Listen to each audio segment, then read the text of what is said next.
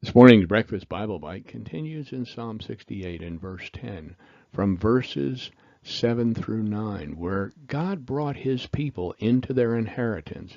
Verse 10 of 68 reads, "Your creatures settled in it. You provided in your goodness for the poor." Oh God. The word translated here as creatures is a Hebrew collective noun that can mean a herd or a flock, or in this particular context, it is an emancipated Israel being referred to as a troop of people. If we step into the psalmist's shoes, it is apparent that his thoughts are focused on his own nation's relatively recent historical journey from Egypt to the Promised Land and the mercy and protection that God has provided along the way.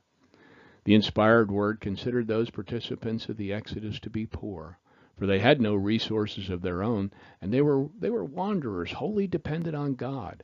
The congregation of Israel was sheltered under the light of a protective cloud of fire by night, and from the blazing noonday sun by a cloud covering their day. The church of our day can find a similar circle of protection and provision from the Lord Most High, although in the Father's eyes, when we come to him, we are worldly poor and spiritually needy by nature. If we remain in that condition, the fault is ours, and God will leave us to our own devices. Jesus speaks to a church that remained casual in Revelation 3:15 through 21. He writes, "I know your works, that you are neither cold nor hot. I wish you were cold or hot. So because you are lukewarm, neither hot or cold, I am going to vomit you out of my mouth. Because you say, I am rich, and I have become wealthy and need nothing. You don't know that you are wretched, pitiful, poor, blind, and naked.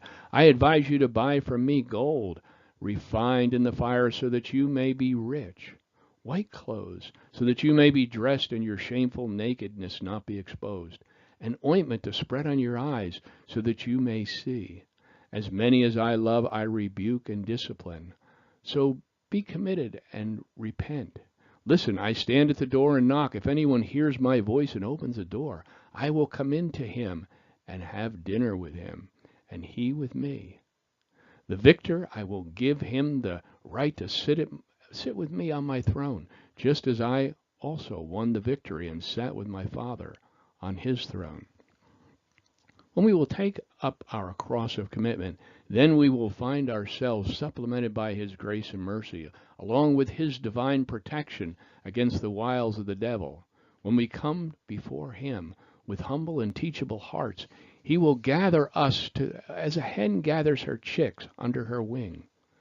Just as he has made divine preparation for ancient Israel, so too, through the propitiation made available through Christ and the indwelling, course-correcting Spirit of Christ, we are being made ready to be blessed by our Creator as we are ushered along the path, a path fraught with danger that leads into his eternal kingdom.